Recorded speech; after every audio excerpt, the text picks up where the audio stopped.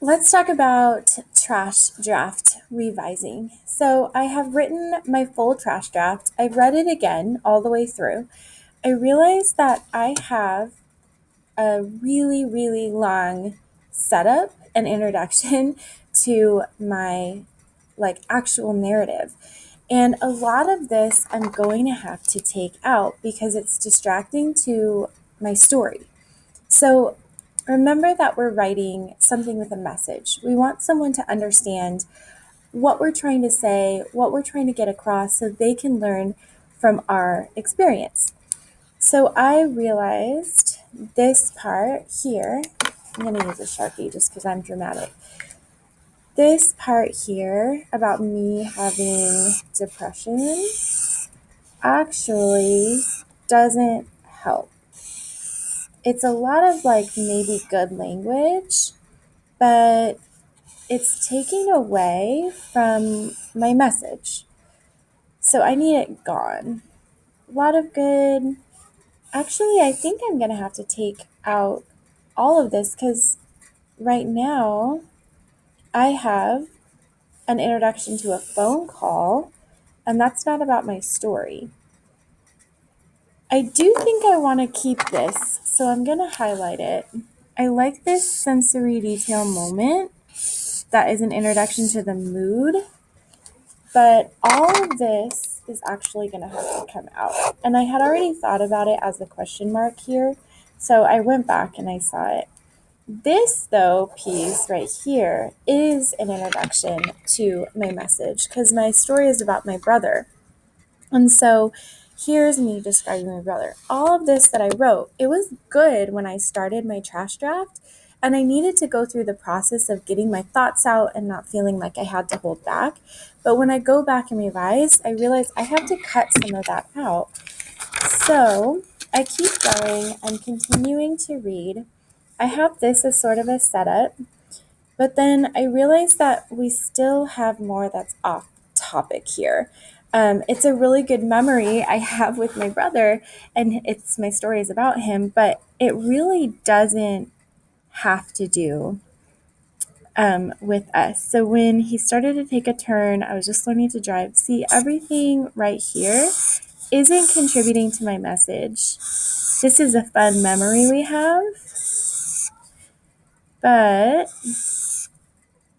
not really what we needed. I can keep though, and I'm going to highlight this part for me. I can keep this part about our relationship, but I'm going to have to reword it because now it's out of context, but I do like how I use those words. So now I'm actually getting into the narrative I'm trying to tell. I had made this thing here. So I'm going to say, reading through this again. I don't need this note. That was just kind of a thing I thought I had. He needed to escape. I think actually I'm going to highlight this because I think this is my message. He needed to escape. Darkness. Yes, so he went to rehab. So now I'm actually getting into my story. What I cut out was detracting from my message and my introduction and the rising action. So all of that cut out, and now I'm getting into my story, and I'm realizing now that my story kind of starts here, right? This is where my narrative starts. So this is where I see my rising action. And before this is intro plus message that I see. So I'm just kind of labeling it for myself when I move into my updraft. So when he moved to Washington, he didn't care about my son. Here, he came down to our house because my story to get my message across is about how my brother is in my house. So I recognized while I was writing, I need some dialogue here because I was talking to my mom about how I was angry or frustrated. And I'm also realizing I don't have enough language around here because this is where I recognize my climax is, and it's like 2 sentences long, right? I have no descriptive language. I have no dialogue to show you what it felt like in that time, what the mood was like, the relationship between us. This is how I felt about it afterwards in my reflection. He told me he wanted to do this, and then I see something that's like off topic, right? Seems unconsequential. He cared about us. Good.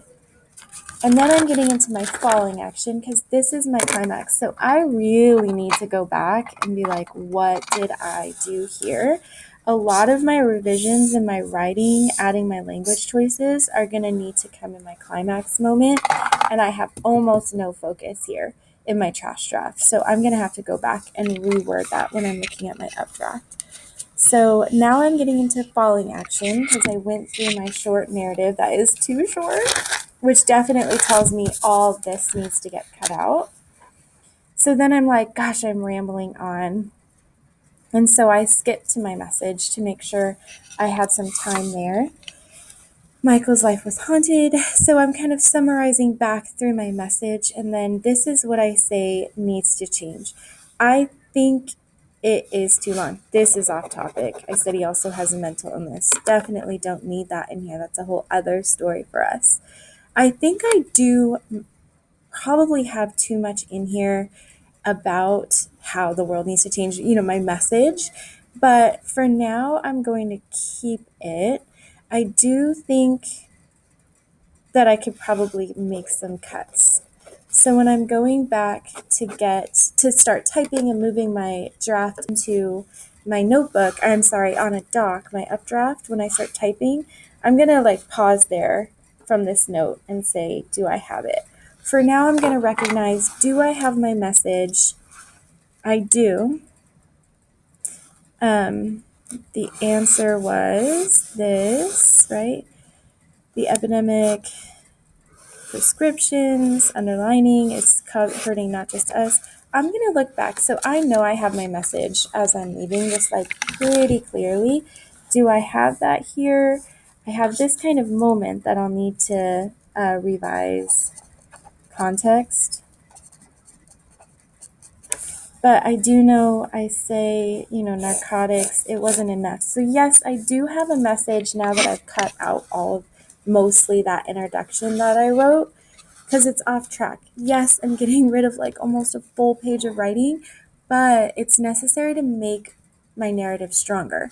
More writing, more pages doesn't make a better piece of writing. It detracts from your actual purpose.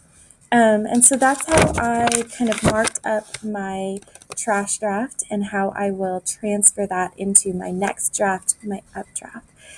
So thanks.